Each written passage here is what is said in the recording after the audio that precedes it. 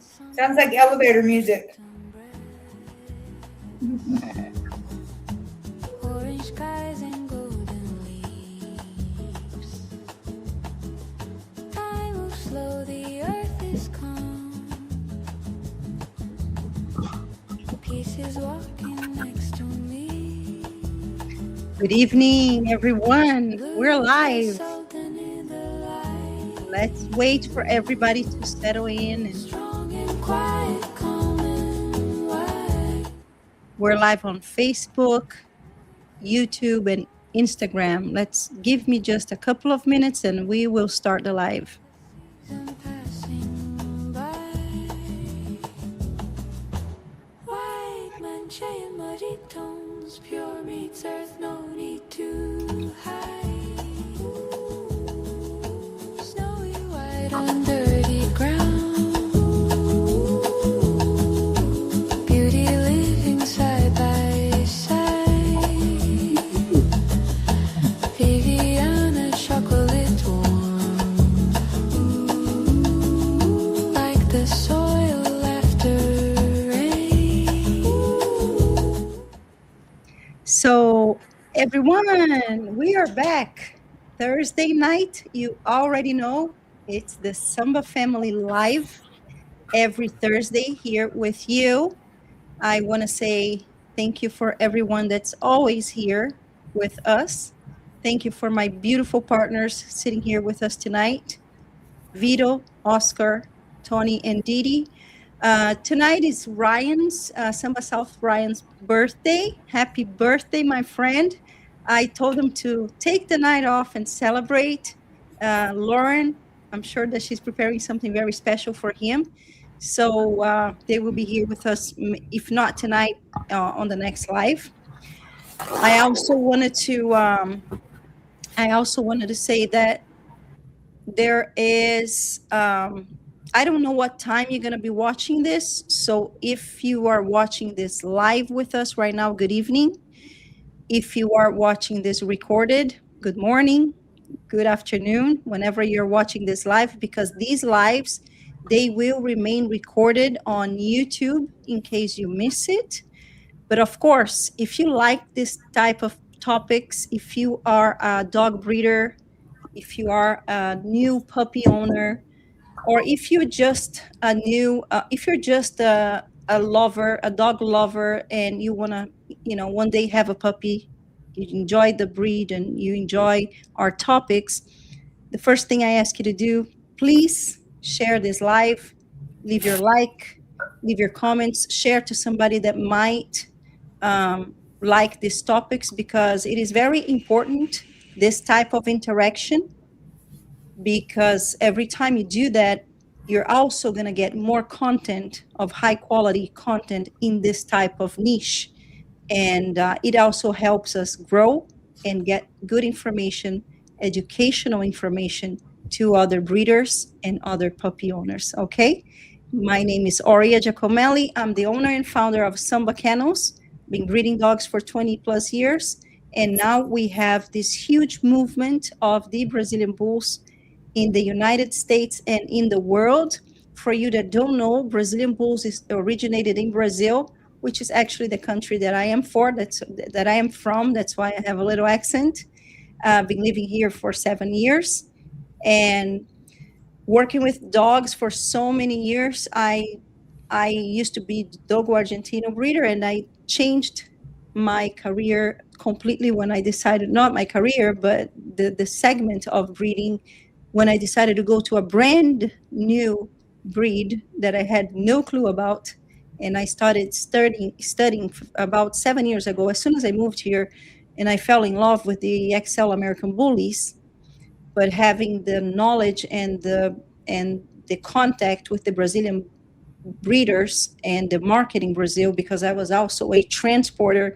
I own a company that transports dogs internationally. So I get to see all these beautiful dogs that were very similar to what the XL Bullies are here in America. And we fell in love with them. We started bringing them over. started noticing the differences between the two types of dogs, even though the concept of the breeds are pretty much the same. But Brazil and United States went into different directions. The XL Bullies originated here. The Brazilian Bulls originated in Brazil. But what mainly made the difference was the phenotype. And this channel is especially for Brazilian bull breeders or upcoming breeders or owners. But especially tonight, we're going to have a topic that is for all breeders of any breed, and most especially for any puppy owner that are, new and have a lot of questions. So we're going to be answering questions also from our friends that are online. I want to say good evening to everyone that's already sending us nice messages here. We have Camero Blocks. Hi, hello. We have Abid. He is one of my clients. How are you, Abid Abdullah? Good evening. We also have our always present friend, Old School Nick. How are you doing tonight? Happy Thursday, everyone. Glad to be here with all. You always have a good time. You always a good time. Yes, you too. Enrique, also one of our clients. Hello, everyone. Oh, Ernesto, it's also one of our clients, and he's saying happy birthday, Ryan. Thank you so much, Ernesto.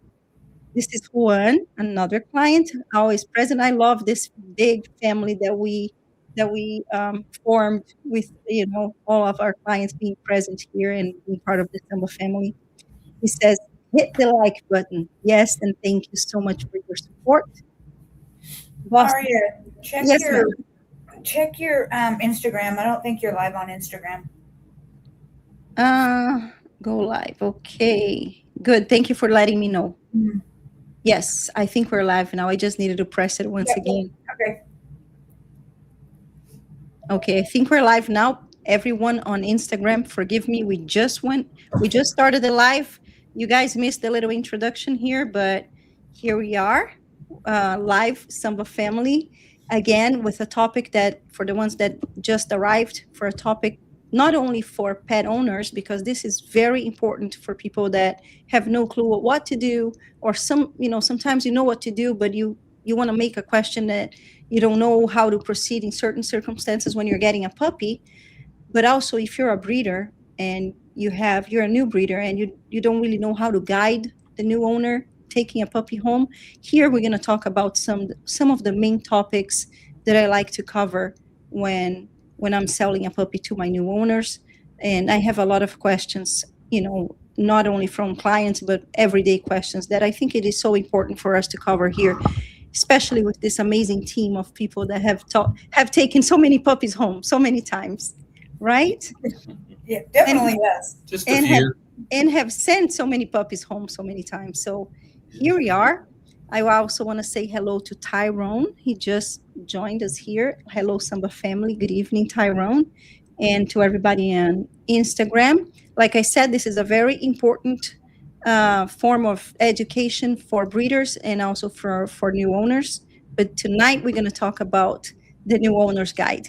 All the good things that people ask me, and I never have the chance to replicate in a bigger escalate in a bigger number. So here we are, and this is why we're using this nice platform for education.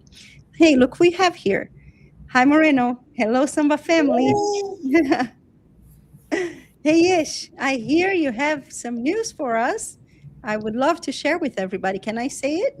I think you said it already, right? You guys know? Do you guys know Tony and Didi?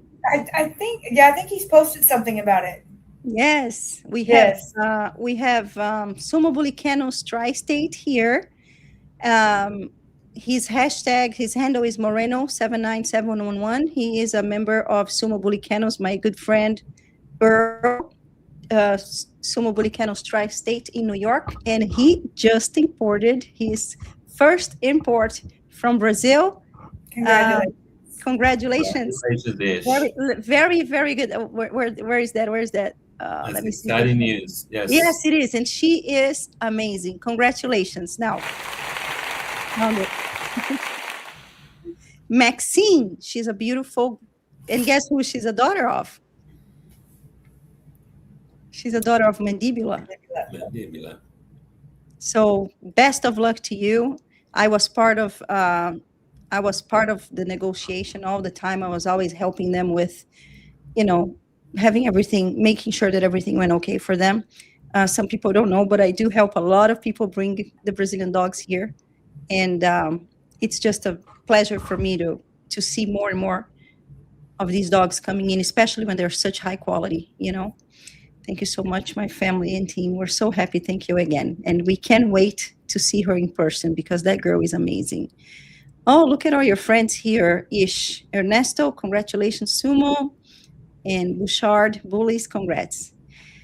So, guys, I have a little script here that I wanted to read for you because, of course, I am not very good at memorizing, but I think that we have to follow a little script because I don't want to, you know, skip orders. One of the biggest mistakes that people make is thinking that owning a dog is simply about feeding them, loving them, and giving them a place to sleep. The reality is that decisions that you make during the first few months can influence your dog's health, behavior, structure, confidence, and overall quality of life for years to come. And especially that first few weeks is very crucial, you know, especially when it comes to training. Tonight, we're going to discuss the lessons that we've learned through the years of breeding, raising, showing, and living with dogs. Okay? So we're going to cover a few things like choosing the right breeder, preparing our home, preparing the nutrition, socialization, vet care, and common mistakes that owners tend to make. Of course, I want as many questions as you guys want to make for us because we're going to be guiding you through the questions too. It helps us a lot when you have questions and we can kind of understand what are the doubts here. Mind you, my audience here is mostly breeders, but this is going to be recorded and this is going to stay on our platform of YouTube. And I'm sure that there's going to be a lot of new puppy owners, including everyone that's here. Most of you guys are breeders, but a lot of your puppy owners have the questions that we're going to talk about. So maybe this is a good information to share with them, you know. So the first thing I want to say, one of the first mistakes that I see a lot of people making when they want to travel a puppy, it's okay to travel them in your lap, but I highly recommend that you have a little crate driving your puppy home, you know, like when I forgot to talk about the breeder, but we're going to go that way in a little bit. We're going to talk about choosing a breeder. But one of the first mistakes is when they are driving home and they have the puppy on their lap, and then the puppy, all of a sudden, they never have a ride, and have never had a ride, and they throw up, they pee, they poop because they're in fear sometimes. So having a safe space for them in the crate is not only safer because if there's ever, you know, a sudden stop or I don't know here, but in Brazil, it's illegal to have a dog loose in your car because if, you know, is it too, Oscar, in your country, in Colombia? Yes, ma'am.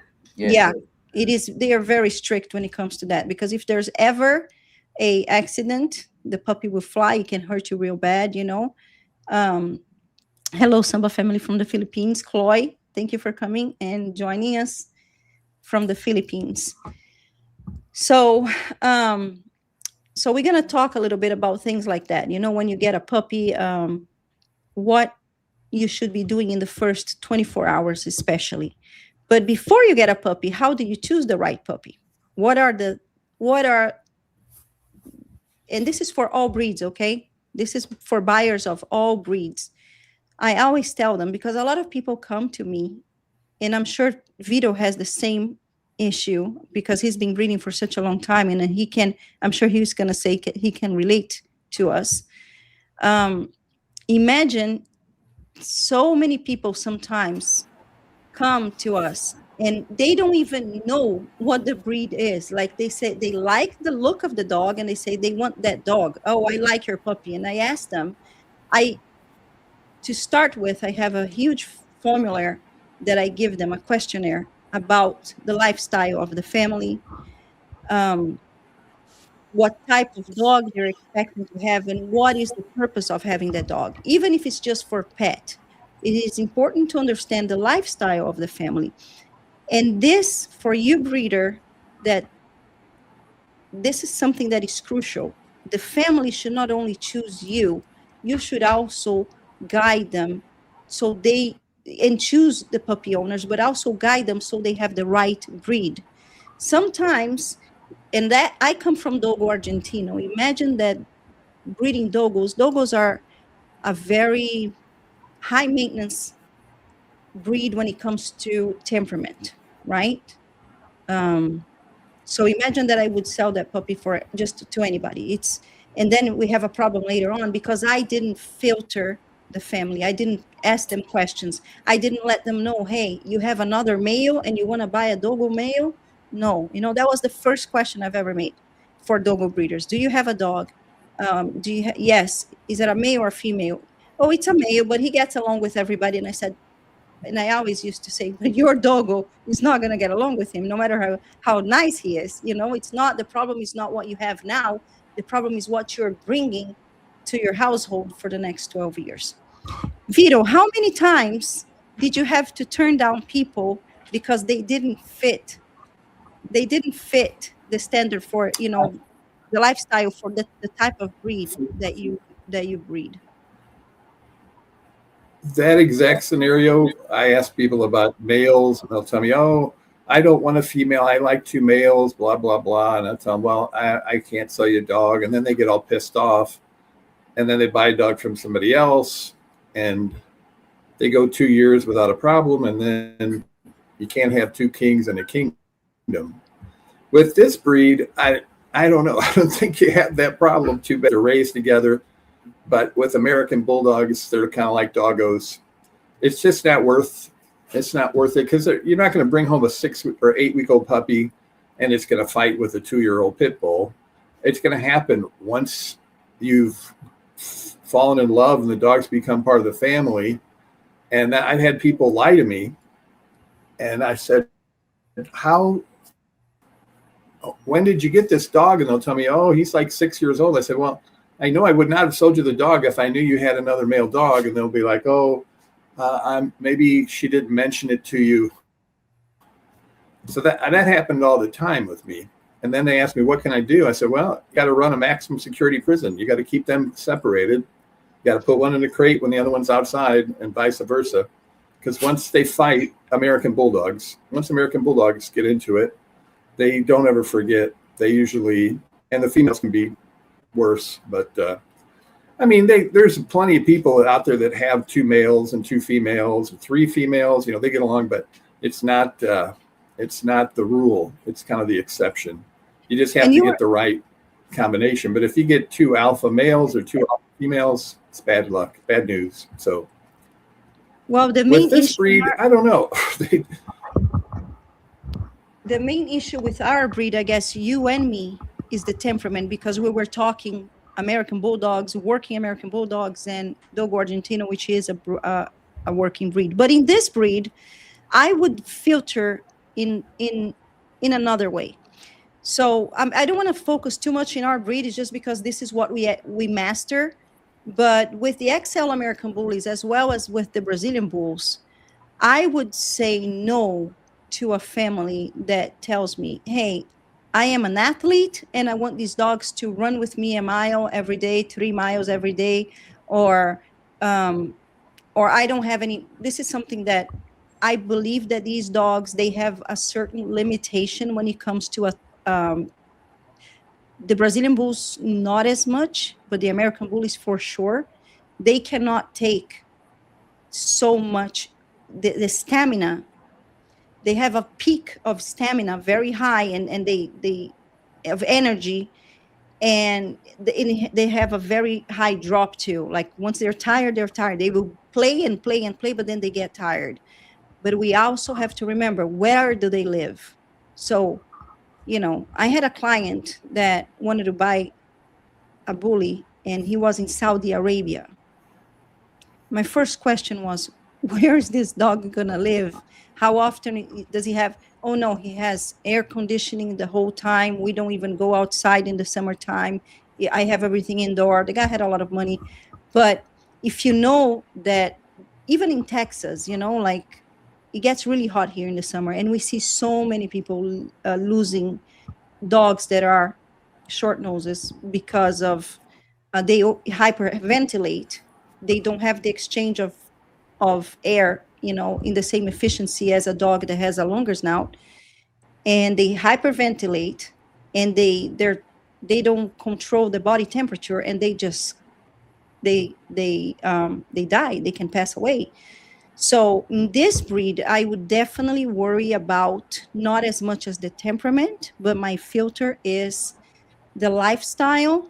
And of course, for me, for any breed, any breeder should be worrying about the well-being of the dog. This is the first questions that you want to try to get from your client. Well, what kind of socialization they're going to get, how many hours a day they're going to be alone. And for you buyer, this is important that you tell your breeder, listen, I don't stay home that much. Like I will come home, I will leave the house at 7 a.m. and I'm going to be home at 7 p.m. Is this breed going to be okay by itself all the time? I do have a backyard that they can stay outside, they can go in and out. But what if the person doesn't? Do you want your puppy to live with somebody that's only going to be seeing the dog every 12 hours? I mean, it is not acceptable for me. This is very, I mean, sometimes might happen, but on a daily basis, the dog is going to grow up alone. There can be accidents, and I really truly prefer doing your due diligence about choosing the right people to own your dogs, and you as a new owner choosing the right breeder. And also, how do you know if you're choosing the right breeder? Of course, they have to have a website. They have to have good referrals. I can give you 100 referrals just from the last 2 years if somebody asks me for a referral. They have to health test their dogs. You as a client should ask for health testing, understand what health testing mean. Each breed has different requirements, but at least test the heart of the dog to know if the parents have good hearts. If they do generational health testing, like Vito, he has years and years and generations of hip dysplasia health testing with one of the best systems that there is in the world, which is the PenHip, the Pennsylvania hip testing. Is that what it's called, Vito? Correct me if I'm wrong. Pennsylvania hip, Yep. PenHip, from the University of Pennsylvania, right? It's considered the most modern or the most efficient type of hip dysplasia. So you as a buyer should also be asking your breeder, and not just pet owners, but also if you're a breeder buying from other breeders, try to understand how they breed, how they select. And another red flag is if you're a pet buyer, you're looking for your first puppy, or you're looking for a puppy for the first time in this breed, and you start calling all these breeders or checking on this breeder's information to get your new puppy, but they don't do any type of filtering on you. That means that they just want to let the puppy go. They just want money in their pocket, So that tells you also a lot about that breeder.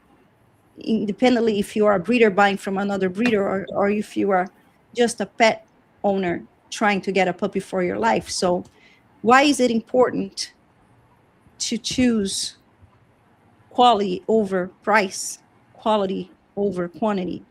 Because when you have references about that breeder, when you understand that breeder buys with criteria or breeds with criteria, they have genetic testing, they have pedigrees with official registries. This is very important, you guys, because there are a lot of registries out there, but a lot of them are just small registries that they don't give you any type of certification. The registries that we work with here in America and here and there in Brazil, they are the official ones for the breeds that we work with. So having a good registry, having health testing, at least of the basics. Today, a lot of people do DNA testing. That helps a lot. Breeders that do DNA testing to understand what they have. So the Embark or the Wisdom panel, and there are other ones that I don't remember now. The cardiac, I think it's crucial to have cardiac done in the parents of the litter. And also hip dysplasia for the bigger breeds, because we do have a lot of problem of hip dysplasia and elbow dysplasia for big breeds. And of course, each breed has a different requirement. I know that I think the Australian Shepherds, they require some kind of testing for the eyes, if I'm not mistaken. I mean, each type of breed, you have to research, do your homework, understand the breeds, and understand what type of traits, temperament traits, and that each breed, that the breeds that you're looking for have, because all of a sudden, I just like that dog because I thought he was cute. And that cute dog barks all freaking day because he's stressed out, because he's a border collie and he needs activity and he needs to be out playing, and it's a herding dog, and it's stuck in an apartment 24 hours a day, just go out for potty, and he's destroying your couch. So it is as important for a breeder to filter the clients, so the clients will be happy with your puppy because that they're a good fit, as well as the new puppy buyer, understanding what kind of breeder they're dealing with. And if that breeder doesn't do the due diligence of asking you questions, that means he's just looking for money. So that's a red flag right there. Any comments, Tony and Didi? I think you've kind of touched most of the bases. Yeah, I think that for a new buyer, I think the most important is, like you said, studying the breed that you're looking into purchasing, the health issues that breed might have, like the growth rate, there's just so much stuff that is in each individual breed. And you should do your studying on each breed, or the breed that you plan on buying. Just like you said, not just the bullies or the Brazilian bulls, but any breed. We did a little bit of, we had a small kennel with German Shepherds, and, one of their biggest is the hip dysplasia. So, you just have to do your studying and do your homework on each particular breed that you plan on purchasing.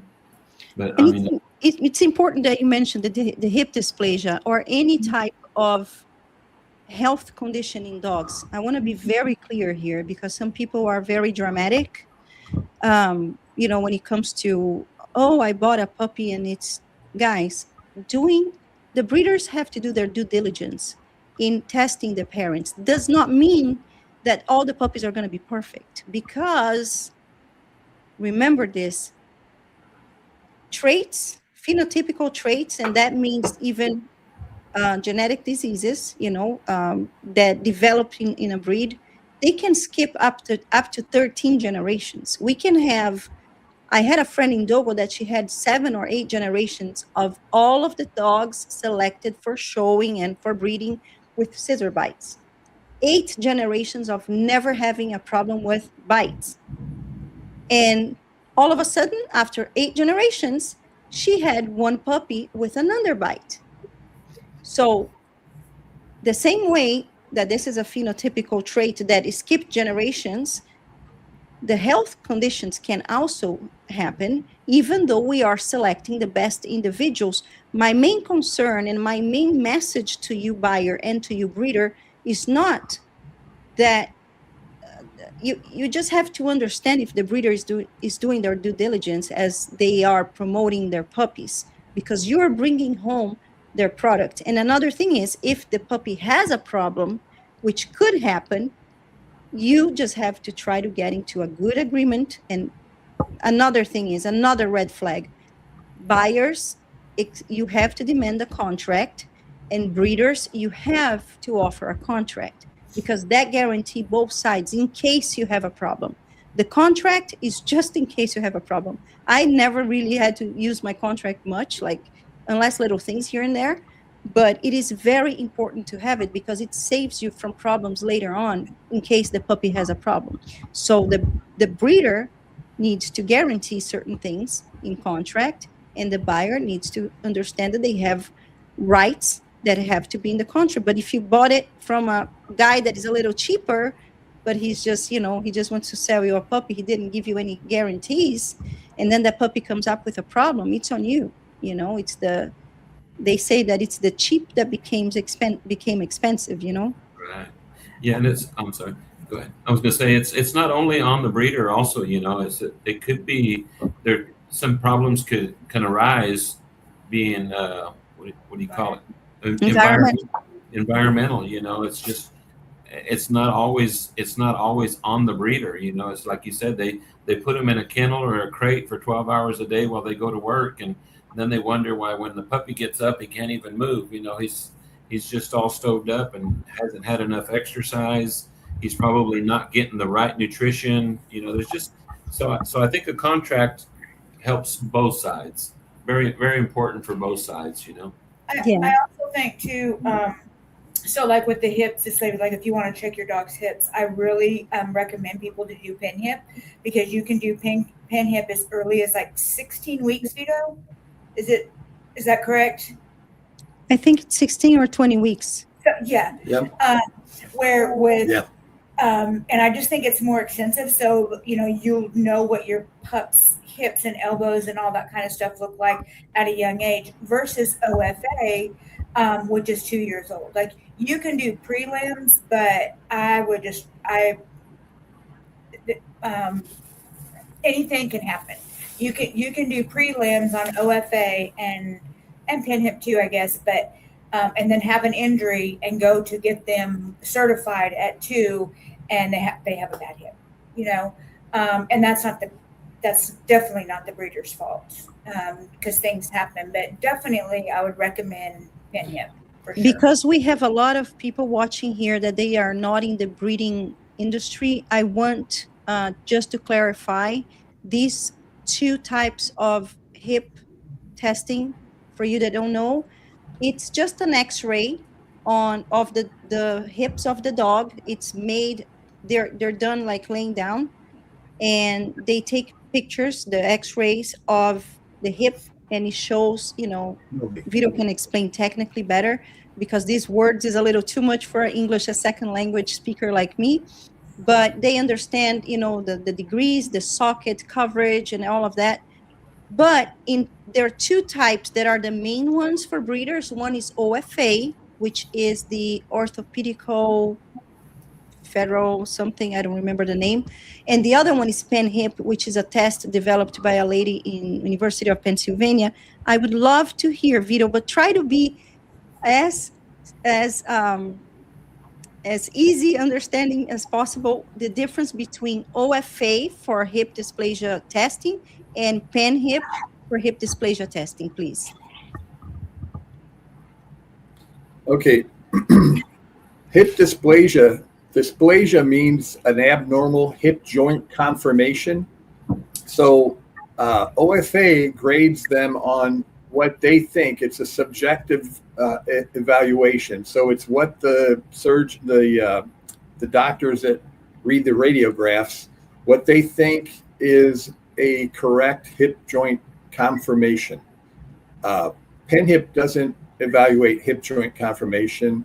They do what they call a hip laxity measurement. It's a measurement of the hip joint pushed in and then another x-ray of it pulled out. And then they measure between the two how much they moved. And that is a dog's true hip laxity. It's called passive hip laxity. So the dog's feet are up in the air as if he's standing. And when they test it, it's OFA pulls the feet down, as if the dog is walking around on 2 feet. So that's abnormal. That's not normal for the dog anyway. But so pen hip is actually got. Pen hip is better. It's more accurate. Yeah, it's got. I don't know why it's not more popular. Maybe it's because it's a lot more expensive. I don't know. Something went awry with the marketing, and it's been sold a couple times. It became a non-for-profit. Now I don't know who, if the university has it again, but OFA's been around for a long time, and also all around the world, they use the same kind of a hip joint conformation evaluation, a subjective hip joint conformation. Because if you look up in the dictionary, hip dysplasia, it doesn't mean osteoarthritis. It doesn't mean degenerative joint disease, where what it means is abnormal hip joint conformation. So all the stuff about that more coverage, shallow hips, hips that aren't congruent, all that stuff is considered abnormal. But the science doesn't support that. The science supports hip laxity is the one thing. Now, hips are kind of what they call a polygenetic trait. So there's possibly several different things that go into it. PenHip just has found the one way to measure the hip joint laxity, the looseness of the hip. So that's one determining, but we don't know. There's probably others. Maybe in the future they'll have a genetic test. You can just send them the saliva from your dog and they can, map it out or something. I don't know. But right now, I don't know of anything better than PenHip. And like was said, you can do it at 16 weeks, at 4 months and 1 day. And there's lots of research studies. It's peer-reviewed studies. It's not some biased study done by a company. It's actually peer-reviewed by other veterinarians that proves that hip joint laxity is the biggest factor that predicts hip problems. And hip problems are calcification because the hip joint is wearing out. Osteoarthritis is that there's calcification, or actually the hip joint's wearing out. It's remodeling. So Vito, even when you PenHip, I asked you to speak Okay, very easy terms. The problem with OFA versus PenHip is that it's really hard to find somebody that does PenHip, and it is probably double the cost. But if you can find somebody that has, because it takes a special kind of machine or something, but I would definitely, I would travel to get that done over OFA, because I'm like Vito, that's just not a natural position for the dog at all. And it's better than nothing, but there's no real peer-reviewed study. It sounds crazy. People think I'm nuts, but there has never been a clinical study done that proves hip joint conformation is the best predictor for future hip problems. Yeah. That makes sense. So for you guys that didn't understand much, this is our master in anatomy and one of the most reputable American Bulldog breeders, Mr. Vito Alu. He's part of the Samba family. And I'm so proud to have you here with us. We learned so much with you. And I'm so happy that we can share all this knowledge and this information with our fellow breeders and new owners. But I guess this is, choosing the breeder is very crucial. It's the first most important part of having a successful story about getting a new puppy, if you're getting a puppy just for a pet. And you as a new breeder, or if you are breeding and you don't know the breeders very much and you're trying to acquire a foundation animal for your program, look at these possibilities that you have, of getting a puppy tested at such early age. I think we should do some kind of partnerships all over America and have like a Samba Kennels discount for everybody to start PenHipping. How many offices do you think that still do it? Because my doctor, Dr. Esmond in Dallas, he's amazing. And he's PenHip certified, but he doesn't have the equipment to test for PenHip. Yeah, we've been to three different vets. The ones we use here in town normally, and one about 35 minutes away, and then one that's an hour away, and none of them do PenHip. Yeah. They all do OFA, but not one of them do PenHips. I know Dr. Esmond does. he's certified in pin hip, but he doesn't have the machine to do pin Yeah, that's hip. what she That's just said. right. But So if you guys, The because machine, the only thing just a second, just let me say something, they Vito, because use the this is same. very important. If Okay. Vito Yoda, somebody says here, Juan said, Vito Yoda, if everybody that's watching here, especially other breeders, if you know clinics that perform pin hip in your state, please leave the comments here or send me on my DMs the name, because we're gonna make it. We're gonna make sure that we post this somewhere so we understand where is, if you have any experience with that. Go ahead, Vito. Sorry. Oh, and the equipment they need, I don't know what it's like now. Years and years ago, it was like a $700 seminar you had to go to if you're a vet. And I think that included, all they really use is this thing. It's called a distractor. It looks like two rungs of a ladder, and it will adjust for the hip length, of the hip width of different breeds. And they come in different sizes. You get the little ones too. That's really the only thing. I used to use a vet. They do sell these foam things that you put your dog on, you lay his back on it, holds him still. But I've gone to vets. My one vet used to use 2 dog food bags and they'd hold them. So it's the same x-ray machine.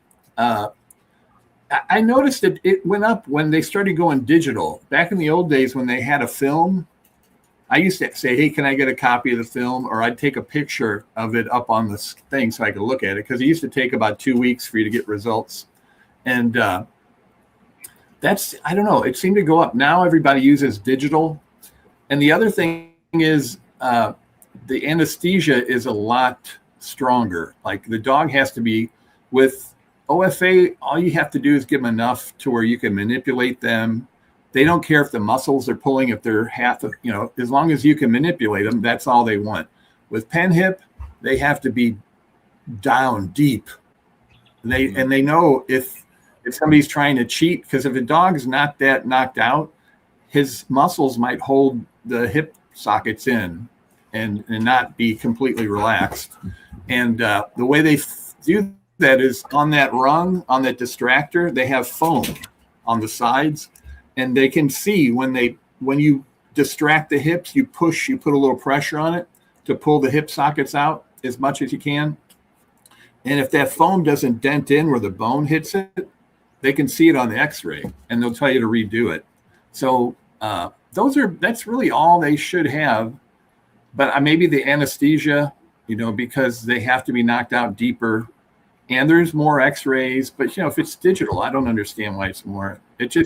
I think what's happened is most vet clinics around the United States have been bought up by these venture capitalists, corporate a-holes that, my friend's a vet. She's like almost ready to sell out to this. She owns her building. She's ready to sell it for $10 million or whatever. And then these corporate guys get in there and they keep the vets, maybe the owner that used to be there, he's got to work there 5 or 10 years. And you just don't, they charge out the wazinga, I used to never hear anybody say, oh man, I went to the vet, I paid $16,000, my dog had this or that. I never heard that. That's crazy. And now I hear it a lot. And it's because a lot of these vet clinics are owned by venture capitalist corporations. Yeah. The franchises, yes. I don't know. Yeah, I don't know if that's what caused it all, but there shouldn't be a whole lot of big. This is very technical. I think this is a whole episode itself to talk about, the pen hip and the OFA and the pros and the cons and health issues and health screening. But this is very technical, and it's not really the purpose of this live. So we're going to move on to the next issue. Oh, before, I want to read old school Nick. Years ago, I used to own, raise, and breed and sell Amstaffs and American Pits. And my number one concern when screening potential buyers was to make sure the dogs wouldn't be used for fighting. Bingo, exactly, especially in these breeds. Dogo Argentino, the same. And that's what we were talking about, So it is important for the breeder to screen the client, but also for the client to be screening the breeders to see what type of questions they have to. If you're buying a puppy and they don't ask you anything, they just want to say, your pocket and buy, and not a contract, not, they're not worried on where the puppy's going to live. That means that the puppy's just a number for them. It's not a life, and we're dealing with lives. We have to be responsible for where our puppies go to. What they do after, it is their responsibility, but it's my responsibility to try to screen and to filter the best family for my puppies. And I have denied a lot of people, believe me. I mean, it's, just for these purposes, like, oh, the dog is going to be alone for too long, or they live in an apartment and the dog has a high energy level, or they have another male and they want a Dogo Argentino male, which it's undoable. But anyways, Taylor Twardy, took me 6 months or more to pick my Brazilian bull. Yes, one more Brazilian bull owner. Klaus' grandson. Oh, thank you. Look at that. We have another Congratulations. Klaus. Congrats. Coming in July definitely takes time. Congratulations, Taylor. The next thing we're going to cover right now, if you guys have any questions about this, you're welcome to ask you, but let's move to the next topic here, the next item, which is preparing your home for the puppy. So I already went ahead of myself and talked about driving the car in the crate, but when you drive from the breeder to your house, sometimes it's just a half an hour, sometimes it's a 2-hour drive, right, Vito, Tony and Didi, I'm sorry. Sometimes it's 6 hours, like Vito came here, almost 6 hours. And sometimes it's a whole flight and they come with a nanny, or it could be coming from overseas. A lot of breeders buy dogs overseas to import new genetics into the program. I think that the most important thing is to make a list of all the things that you're going to need, and your breeder can help you with that. You breeder has, you have to have a little list prepared for the new owners, especially if they are inexperienced. And what makes a good list? What would you think that makes a good list? I think that the basics, of course, a couple of bowls, one for water, one for food. You're going to research what type of food the breeder is giving prior to changing to your new food, and adapting gradually so the puppy doesn't have loose stool, because changing food very fast, they are very sensible to changes to ingredients, and they may or they may not, but you want to prevent to having diarrhea all over the place in your house. So I think the most important items to have when you're getting a puppy, other than the basic ones, we're talking the bowl, we're talking, a little toys, because they do need entertainment. These puppies at this stage, they are going to be biting a lot, especially because they're going to start teething after 12 weeks. They start teething. They have the urge to be biting and scratching their gums because of the change of the teeth. Crates. Everybody hates crates in the internet. Post a picture of a puppy in a crate and everybody's gonna, you shouldn't be keeping a dog on a crate, especially in Brazil. I used to show sometimes my dogs in Brazil Shake. When I got Shake here, and this superstar Shake, and he stayed inside my house, inside my living room, in a beautiful crate with a nice cushion. The door was always open, but he knew that that was his place to go to sleep, or if I had somebody here and I wanted to keep him enclosed.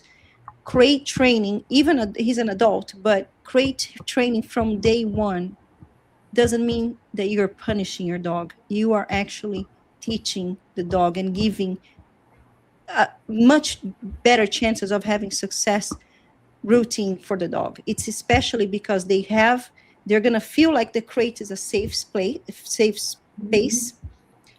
It protects them from accidents. It protects you from running around, and it gives routine. It gives them environment limitation. It gives them a sense of, this is my safe spot. But how do you put a puppy in a crate that has never been crated, for example? you have to make sure that that crate associates with good stuff. So leave the door open in the beginning, put a lot of treats in there, put some toys, put a nice little blanket. If the puppy refuses to be in the crate, if he falls asleep on your lap, when he's sleeping, put him in the crate. Leave the door open. And then every time he wakes up, greet him and say good comments. Yes, and call the name, always positive comments when they do something nice, because that's the next step. We're going to go for potty training. Do you have, I think, Tony and Didi, we could talk about, you guys got your first bully with me, right? Yes. So, and you are already breeders. Tony and Didi been breeding for many years, German Shepherds, but they went through a situation that they were new bully breeders. The bull breed was never in their reality. So they talked to me for some time, and I explained a little bit. I asked a few questions, didn't I? Yes. For sure. we did create a very good relation, and this is how we met. So look at the opportunities of how many good people you can meet. How many of my clients are my clients up to this day, people that I met 20 years ago. I still have contact with them. So having a good relationship with your breeder, and you breeder teaching these things is for your new clients is so valuable. You bring so much value to the table when you have a, a little bit of time, not only to push the puppy out, but also to have the knowledge to understand the things that are important, not only for your client, but for your puppy, for the well-being of your puppy. Because unfortunately, a lot of people think that that giving the puppy everything that the puppy needs or wants is giving them a good start, and it's not. You have to limit. You have to limit outside time. You have to limit food. The worst thing you can do is leave the food there all day long for the puppy, because it doesn't create a routine, and routine is one of the most important things for a puppy.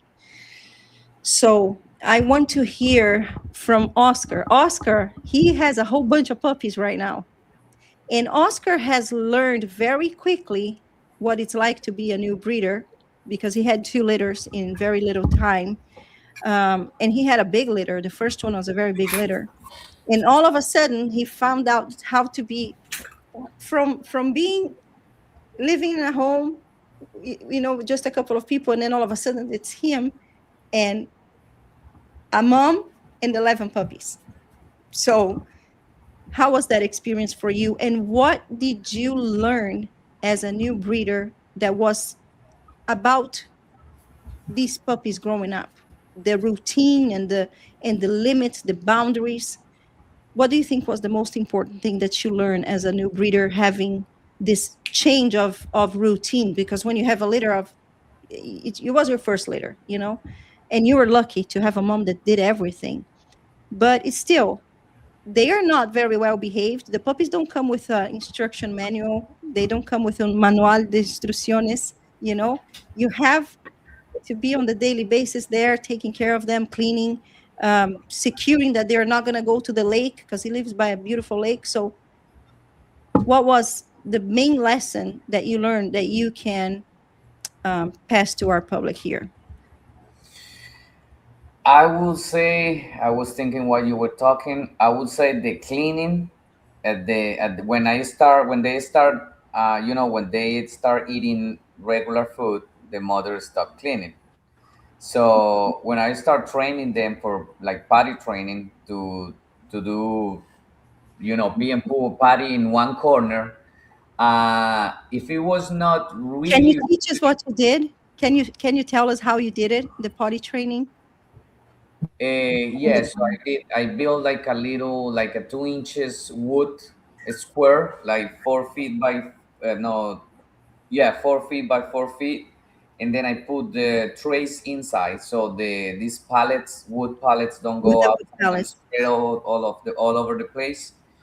And what I find now is when I miss a spot, the first, this is really really important. The first days, the first 3 4 days, and depends on the. I mean, as good as you do this is the you is as fast as you get the result. So I find out that when I miss a little spot, when they smell pee or poo or a little smell, they go there and do pee and poo over there. But when I really clean the thing, because like a deep clean, I didn't do it every day. Mhm. But the first days, like the first week of potty training, I had to do a deep clean. Well, after I find out, I start doing it a deep clean every day, and then they start going to the potty training area. They start going to the trays, and I think the secret right there is to really clean the accidents that first week. Yeah, Yes. I noticed that. This is very important. A lot of breeders don't know this, but when they are 3 weeks old, that they are already walking, and you have them on a whelping box, if you add a little tray, those rabbit trays that you can buy at Tractor Supply, and you add some pine shavings or some pellets, depending on what you prefer. I like the pellets when they're puppies, but the only problem is that they become, if you don't clean every day, they become very powdery when they get wet. So you have to do a lot of cleaning. The puppies, they tend to pee or poop where there is absorbent material. That's why they like to go to the grass. That's why they like to go to a rug on your house. It's very natural for them to look for a place that is absorbent. That's why after 3 weeks, if you start after 3 weeks putting a little tray with wood pellets or pine shavings in the whelping area, they're going to naturally start going to there. But you have to keep it very clean, like he was saying. And you have to clean very well where the other areas were, because they also go for the smell. I hope you guys are understanding what I'm trying to say. Like if they potty outside of the tray and you don't clean it right away and you clean that smell, they're going to think that that's a place for them to smell. But they tend to be very clean since the beginning, you know. And also, it's 11 puppies. So some of them were doing it in the area, but when one got an accident and I didn't really clean well, so they do the mistake too. So it delays the dogs that go faster, and it's So easier. for you, breeder, doing that after 3 weeks old, starting at 3 weeks old, imagine how great value you're going to deliver to your client when you give them the puppy and you say, hey, he's already potty trained. All you got to do is put a little tray and he's going to go to that, just teach the routine that you did. So most likely that's going to add a lot of value to your work and to your puppy. And of course, if it didn't happen for some reason, it's not something that you can teach them how to do it, because they will learn. The puppies will always learn. They, especially at 7, 8, 9 weeks, they're always learning, but the sooner the better. Vito, our master Yoda, what can you say about potty training? How do you ever potty train your pups? Because I know you have them more in a rustic, I think you use paper towel, you said. Oh, when they're tiny, yeah, when they're little tiny pups, I use paper towels just to absorb. But by 3 weeks, I'll use shavings. I've tried to use those pellets. I'm going to start trying that, but I never have. But no, I mean, I do have house dogs, and they're potty trained. Flex is on his way. He's doing pretty good so far. But I tell people there's going to be accidents. The crate helps, because if your crate is just big enough, it's not gigantic, the dog is not going to pee where he's at. But you have to remember, a puppy's not going to go 12 hours having to go to the bathroom. And so all my dogs are potty trained that live in my house, and even all my dogs are kind of potty trained. I just don't go to work and let anybody run free in the house, which I would recommend that for anybody, to crate train your puppy. And with American Bulldogs, I tell them, it might take 2 years at least before you can go to work and trust them running around your house. But these dogs, Brazilian bulls, seem pretty easy. But I have horror stories with people that bought dogs, American dogs, and didn't listen to me. They stuck them in the laundry room, and the dog chewed a hole through the wall or ate a door. Or I had a guy once that said, I should have listened to you. We bought this Scandinavian leather couch, and we came home and it was everywhere. Like, oh my God. So that was pretty expensive problem. So we had a puppy crate bar training one safe time, for the dog too, because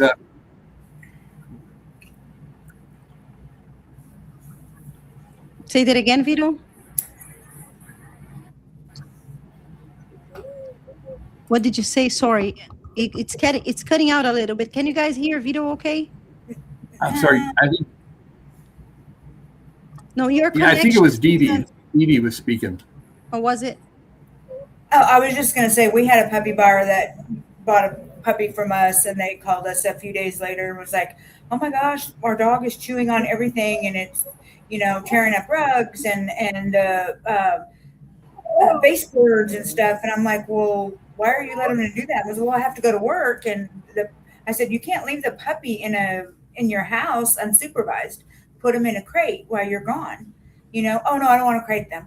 I don't want to crate them. That's mean. That's cruel. And I said, then you're going to have a tore up house. I don't know what to tell you. I mean, a puppy's a puppy. A puppy's a puppy. They got to chew. Yeah. And I said, you're going to run into some really serious issues, health issues or vet issues. They're going to get into something they're not supposed to. And it's a safe place for them. And, it's just better for them. Anyway, she finally did and called me about a week later and said, oh my gosh, thank you so much. It's so much better. Yeah. And I said, you're very welcome. Nice. No, that's nice. Yeah, I mean, the potty training is something, I think it is the most frustrating thing for any puppy owner. For us breeders, this is what we chose to do, so we have to deal with it. But to make your life easier, I think that the potty training and the crate training they walk together, and it helps you a lot. Of course, you have to understand that in the beginning, there will be accidents. It takes a month for a puppy to adapt to a new environment, a new house. But I have one tip that I think is very valuable if you don't know how to potty train your dog. First, you have to have availability. You have to be there especially the first few days that you bring your puppy home, especially if you're a new owner. Make sure to get your puppy on a Friday and take off on Monday so you can spend the 3 days with them. Yeah, for sure. I was about to say that, because if you actually do pay attention, it's really easy. I think it's pretty easy to do potty training if you really pay attention to that puppy. But you have to be there. You have to be available, or somebody being available for you. That what I used to do when I have puppies in here, and I sidetrack a lot because I'm always so busy. So I put an alarm every 2 hours. I put an alarm to ring, and I leave them in the crate.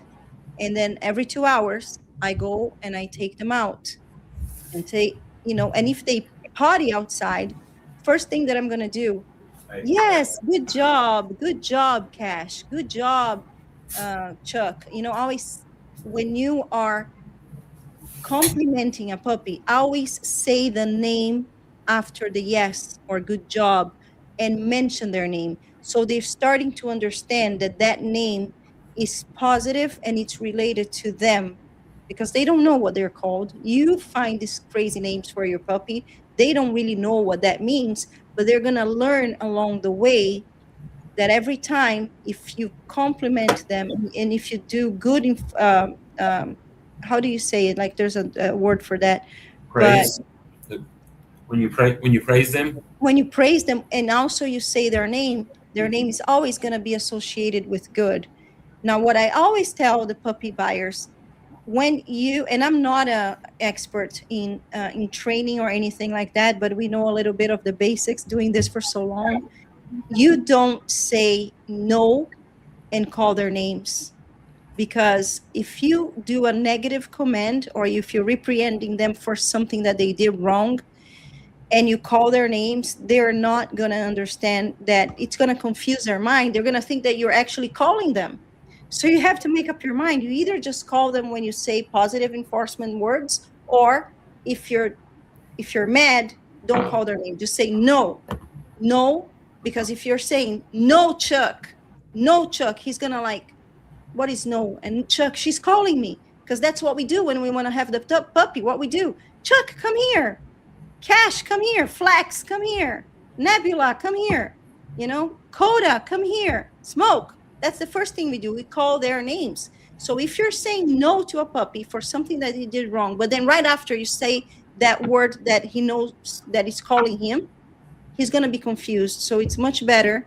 And if there's anybody here that is a trainer, please forgive me if I'm not explaining it right, but I would love to have a better understanding of the technique, so I can maybe pass it along. Or I would love to have trainers here also in our platform explaining a little bit more detailed about puppy training, because I think it is such an important thing and topic for new breeders and new owners.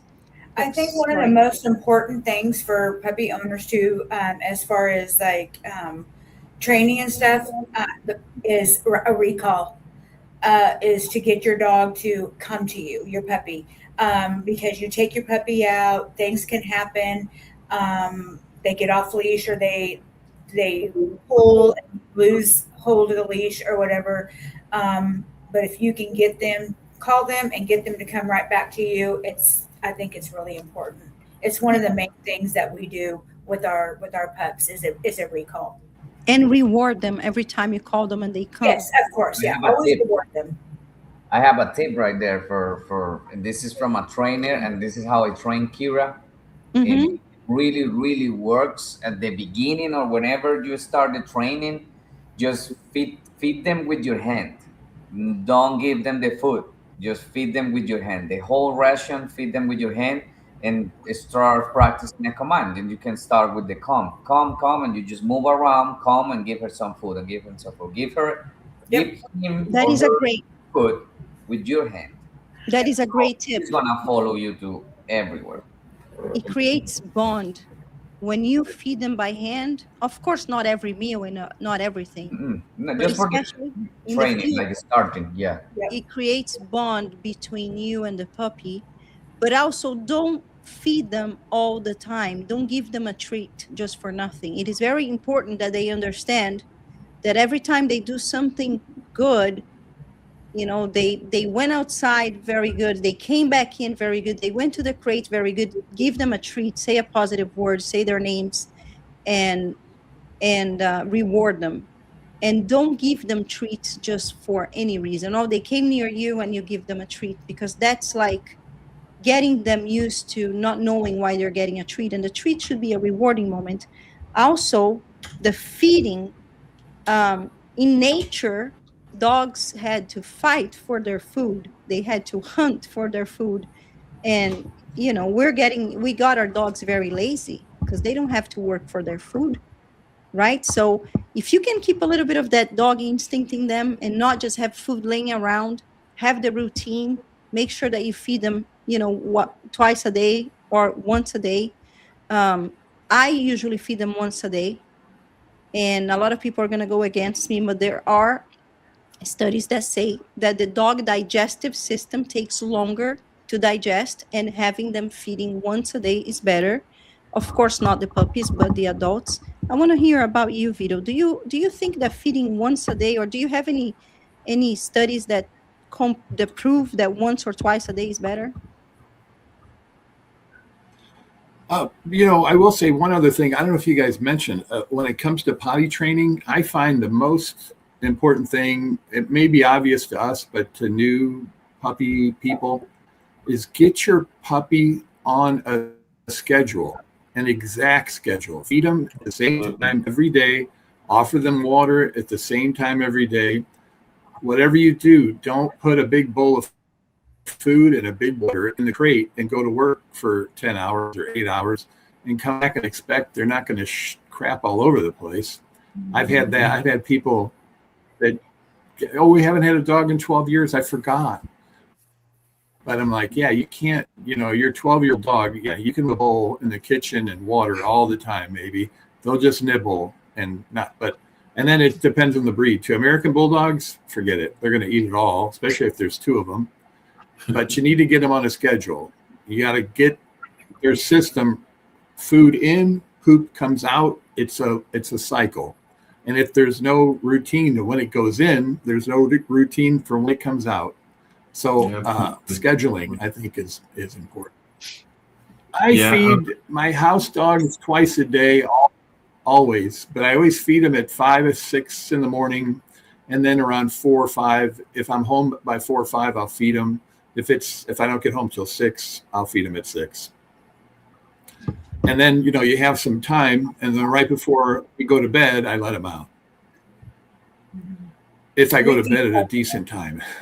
Yeah, we feed twice a day, and I'm not up till 2 in the morning. Yeah, I was going to say, unless we get home really, really late, a lot of weekends we're out and about, or we've gone to a show or something, and we get home really, really late. A lot of times we will skip that late meal and just go ahead and feed in the morning, because they're going to eat, and then they're going to want to go potty.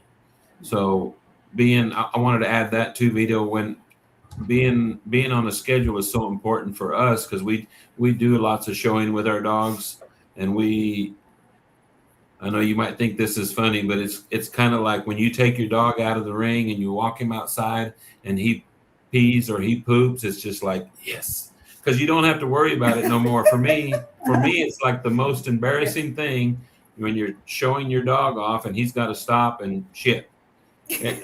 So when you can have your dog on a schedule, it's so important for us. Yeah. Well, now you can try the match trick. Yes. Oh my God. Now you can try the match trick.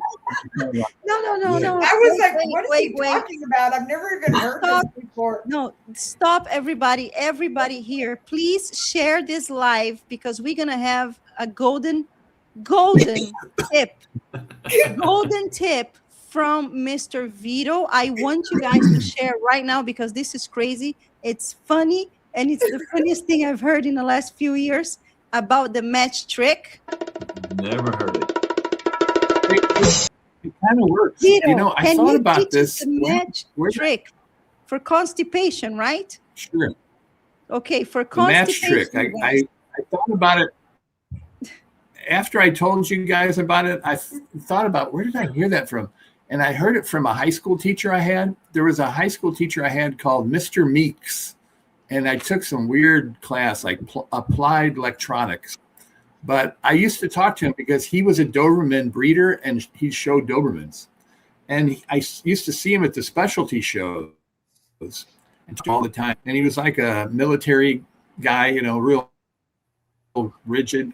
And he was telling me about this match trick, because when you're showing your dog, you don't want him to take a crap in the ring. And a lot of times you get to shows and a dog he doesn't want to go. They don't poop, in a new place or whatever. Yeah, I used to have a dog. She would, that weekend, it's like she wouldn't poop till like this last minute of the trip. And then, so what he said you can do is you take a match, and preferably not a wooden match, like a paper match, and you light it. You light it on fire, and you let it burn for a second or two, and then you blow it out, and then you let it cool down, and then you shove the burnt, ashy part into the dog's rectum. And I don't know if you pull it out. I just leave it in halfway in, and I don't know why. I don't know what it is. It doesn't always work, but if the dog has to poop, that causes them to poop. That will poop. And I was just telling these guys, I had to do this with Flex. Flex, I will feed him on my deck with my American Bulldog female, Dosey. She's a mama dog, and she's a really good, she's not super dog aggressive or anything. And she's not that dog food aggressive. But now Flex has kind of become an asshole with the food. Like he if there's 2 bowls of food, he runs to both of them. He wants the food. And she just lets him eat. Well, the other day, I wasn't watching, and she must have let him eat both. That was like 88 ounces of kibble. And I left them out. I was cleaning and doing stuff in the house, And I went to go look at him, and it looked like he ate a watermelon. And I was like, what the hell? What is going on? So then I stopped and thought about it. And I mean, when I touched his side, it felt hard. So he must have ate a bunch of kibble and drank a bunch of water, which is not good to do anyway. But so I thought, man, I'm going to try the match strip. So I searched all over my house because, for an old fashioned, the cardboard matches. And I found some, and it, sure enough, it took about 30 seconds of that match being in there, and he was pooping. Wow. So, dog show people, try it out, see if it works. I think it has something to do like with the sulfur or something on the match, the end of the match, or what? I guess. I don't know. I guess. Yeah. I hadn't even thought about that for years. And then I thought, man, what should I do? Because he's kind of scared me. I thought, it looks like he ate a watermelon. I would be concerned with I would have been concerned with like bloat or something, with it being that extended. If he was a bigger dog, that's what can happen. But I mean, I don't know if he'd bloat because he looked like he ate a freaking little watermelon. Now in the morning, he gets me up at 5:45, right on the dot, and he starts bitching because he wants food. And I have a little on my deck. I have this one of those Tractor Supply kennels, and he just runs in there. I feed him, and I leave his ass in there till she's all done, and then I got another 2 dogs I let out, and it works out great. I was just looking at him today because we went swimming, and I thought, oh, his waist is a little tucked up. He's not so fat. 2 or 3 days ago, he looked like a porker. The matchstick. The match trick. I never ever in my life heard that. Oh my God, I laughed so hard when I really want to understand if he has like the factor that you light a match and then you put it down. Is that what you call it when you blow it out? Yeah, blow it out. Blow it out. You let it cool down. You obviously make it cool. Then you shove it in his butt, and I leave it there. I don't know if other people pull it out. I just leave it in there because then they poop and it comes out. Yeah, because it's eventually for puppies when we have constipation, we have to stimulate the rectum in order to that is stimulation itself with a Q-tip will contract the muscles and it's gonna react but I've never heard about the match. That's new for me, you guys. Have you ever if anybody here ever heard about the match trick, let me know. This is new for me. Yeah. Well, I mentioned it to Dee, every now and then when you go to the vet as a puppy and they take the rectal thermometer and they stick it in there, sometimes it just cleans them out, So I don't know if it's just the sticking something in there. You just reminded me to talk to our fellow breeders that are watching here. Something very important, you guys. If you are delivering a puppy, please don't feed the puppy before they leave. You want to have them nice and chubby, feed them well their entire lifetime that they're with you, they 7, 8, 9, 10 weeks. But the day that they're leaving, it's not time for them to look fat and big belly. You want to have them no food in their system because they will throw up and they will poop in the travel, especially if they're going on a long trip. Right. And make sure, even if you give them, like I usually recommend 6 to 8 hours fasting before delivering the puppy. And even if they're fasting, depending on how old they are, the older they get, the more they associate things. And if you put them in the car for a first time in a new environment, they will feel fear, cortisol levels, stress rise, and they will eventually may poop in the car. So help the new owner or help the nanny, help, the transporter, and make sure that they are not only fasting, but they also that you watch them go to the bathroom, take them outside, let them use the bathroom, let them loose, let them run. 30 minutes, it's all it takes. The puppy outside playing, in 30 minutes, they're going to go to the bathroom. Even if they hasn't, if they didn't do anything good, it's probably a sign that they don't have anything else to do. But it is very important that we know to not deliver a puppy without fasting, because it can be tragic. Yeah, for sure. Yeah.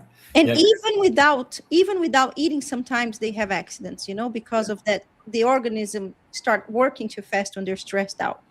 So It could be your very first experience with that puppy could be a bad one. it could be a bad one, and we don't want that for Yeah. our clients or for the transporters. But Yeah. and I don't know if you want to get into it or not, but with that being said, as far as at that point in their life, the puppies aren't fully vaccinated. So when you do deliver a puppy and the client's taking them home, if you want to speak about a little bit about That is one of my main concerns Mine about my puppies. And another thing that I am going to say here, that I'm very controversial in a few of my controversial when it comes to the standards of breeders. I don't take my puppies to vets before they are going home. I don't do that because I rather my client take that puppy to their vet and have their vet sign up, make sure that the puppy is healthy. What I do is I bring a vet here to check heart murmurs, and which sometimes they will have heart murmurs anyways, and it will go away, because at 8 weeks is very 8 weeks is very common to have heart murmurs at this age, and they close by 6 months. But all of the vaccines, as a breeder, I order from the right providers. I don't buy in stores. The worst thing you can do is buy in stores, because you don't know if that store has a generator that's working, and if they had a blackout and that vaccine went bad. And so I've had parvo a couple of times in my life. One was about 4 years ago. It was devastating. I almost stopped reading. But because of that parvo, I bought Klaus. So, there's always a reason. And I had parvo 10 years ago in Brazil. After I had parvo, I started a protocol that I teach every one of my mentees and people that I talk to, that it helped me a lot, which is the protocol of at 4 weeks. And I know the vets here, and this is why I don't go to the vets here with puppies, especially because I don't want to take them to the vet clinics are the most infested in place that you can take a puppy. That's where all the sick dogs go. Why am I going to take a puppy that's not immunized to a vet clinic?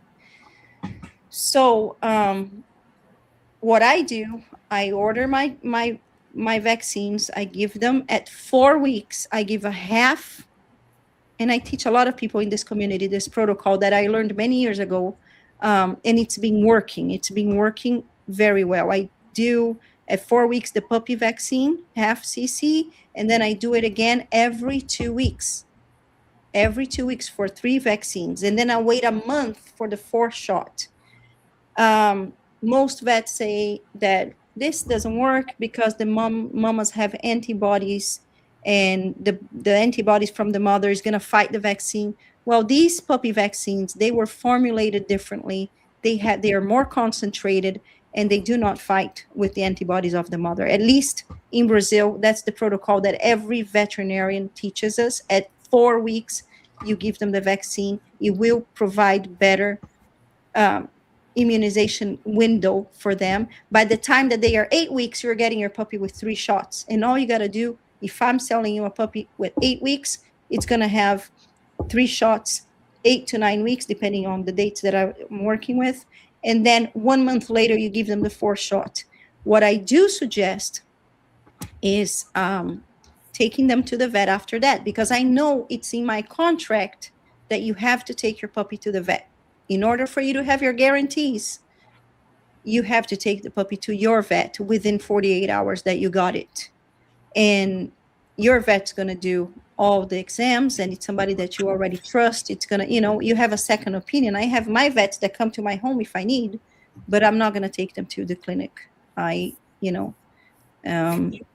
always recommend too, when they take the puppy home, because you do want them to have their vet check them out. But I tell them, take a towel with you, a blanket, a clean one, and that puppy does not step on anything except that. So when they put them on the scale, you put the towel down. When they put them on the table, you put the towel down.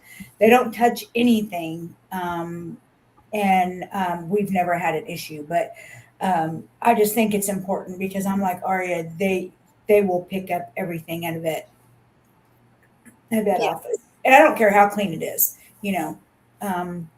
It's just we don't know how clean it is, so yeah. so Yeah. you just So, No, protect- it's not even a matter of being clean. Sometimes it's just, they're airborne diseases, Yeah. you don't want to take any risks, I mean, they use steamers with Rescue, which is an amazing product that they will steam the whole environment. But all it takes is you having the bad luck of having another dog in the same day that's sick there, or that was just there that morning, Yeah. and they didn't clean it yet, whatever. I'm not going to take any chances with my puppies, because one thing is the client taking one puppy in the blanket. Imagine me taking 15 puppies. Yeah. It's crazy. So why am I going to do that and expose them?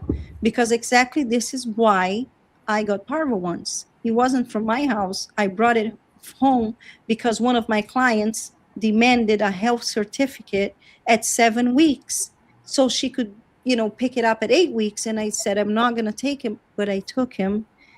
And that same dogo puppy, it was when I was breeding dogos many years ago. That same dogo puppy was the one that started showing signs 2 days later. So after that, and I had so many puppies at that time. It was the time that I had the most puppies at once. But I'm such a fighter. Like I had 28 puppies that time, and I never have 20 puppies in a year. And that year I had all the 4 litters at the same time, and I saved half of them. Usually in parvo, you most likely you're gonna by yourself, you're gonna probably lose 90% of the litter. I saved out of 28, I saved 15, a little bit more than 50%. So, but it was harsh. It was very harsh. And and there's a medicine that the vets do not prescribe here. And I'm not even going to say here because I don't want anybody saying that I'm prescribing medication, especially because it is not approved for veterinarian. It's only for people. And I went after that medication I went to 7 vets. Nobody wanted to prescribe it for me. And then I found one old school vet in Austin, Texas. I drove there, and he sold me Convenia bottle because he understood that I was a breeder and I was struggling with my puppies and losing puppies. Convenia is a very expensive antibiotic for puppies that it goes by like 0.2 cc's is like $80, and that is a very effective antibiotic. And he sold me the bottle. He sold me Rescue to clean everything. He sold me Serenia injectable because, mind you, when you have parvo, anything that you put in their system, they don't absorb because all of their, I don't remember the names, but the tissue that absorbs the nutrients, they're destroyed. That's why they shed so much. That's why they have diarrhea. So anything that is oral, and all these vets wanted to give me oral Serenia, oral antibiotics. And I'm like, dude, I'm not a vet, but I know that these things are not going to work. Why are you trying to sell me pills when what I need is injectable? Because I am a breeder, I can inject subcutaneous and I can inject intramuscular. Just let me save these puppies, everybody said no to me when I went to a vet in Austin. That's who actually sold me all the medications that I needed. And he also prescribed me this medication that is for human only. I went with the prescription, and after I started that medication, 100% saved. 100% saved. So, but I had already lost 13, and it was 29 nights of horror. I would wake up to 2 puppies, having to be burned because you cannot bury them. You have to burn them because the parvo stays in the environment for 10 years, sometimes for 20 years. And that's when I said, and I never thought we were going to talk about this here, but I'm very transparent, and I am a breeder that is very experienced, and I tell all my my my good stuff, the everything that I accomplished. But as a breeder that been breeding for a long time, I also like to share my disaster stories, because this is what made me here. This is what brought me to where I am. And if you know a breeder that they never have a problem, they never knew what that was. Oh, I never heard of that. No, I never had that. Dude, it's only one of the two. You're either not a breeder, not been doing long enough, or you're a liar. So I've had everything that you can imagine, and that made me who I am. This is why I consider myself an experienced person to deal with, at least with parvo. I know what to do because I had it twice. And I know what not to do. And one thing that I will never do again is take my puppies that are unimmunized without the vaccines to a vet. And because of those losses, I decided to stop breeding. I said in 2021, I'm going to stop breeding. I was breeding dogos at that time. I had my first or second litter of XL bullies. And I said, I'm going to stop breeding. And I don't want to breed anymore. I don't want to have any puppies anymore. And then God put this beautiful dog in front of me from Brazil in one of my Instagram feeds in one reel. And that was Klaus. And I was thinking, hey, if I'm going to still be in the breeding, I'm not going to be having females. I'm just going to have males. And that's when I found Klaus. And that's when I said, oh my God, I love him. I think he's the one that I want. I love this dog. And that's when so a bad story, a sad story that had a purpose in my life. And I think that it's so important that we can utilize the bad moments in our life. There's always a learning. It's not a loss, it's a learning. So try to understand why sometimes we have losses and how you can learn something from them, Yeah, Aria, with all that being said, I guess kind of got sidetracked, but my thoughts were the trip home, and you think your puppy has to potty, and people want to stop on the side of the road or at gas stations or just different locations so they can potty their dogs. No. I would rather clean up a mess in the crate in the car than stop somewhere and where you don't have any. That's why I started this live talking about the crate, because taking the puppy home is the first moment that it can be a disaster. Like all of a sudden, that great moment of having the puppy and kissing the puppy and saying, oh, how cute. You put him in the car and he starts pooping everywhere. If you have a crate with pee pads, you have one space with a little cushion or a blanket folded, and then the other one you have pee pads, put it in a bigger crate. At least he's going to have room in case you smell something right away, you stop the car and you clean it. It's not going to be a big deal, Now, if you have him on your lap and it's much safer also to drive home already in a crate.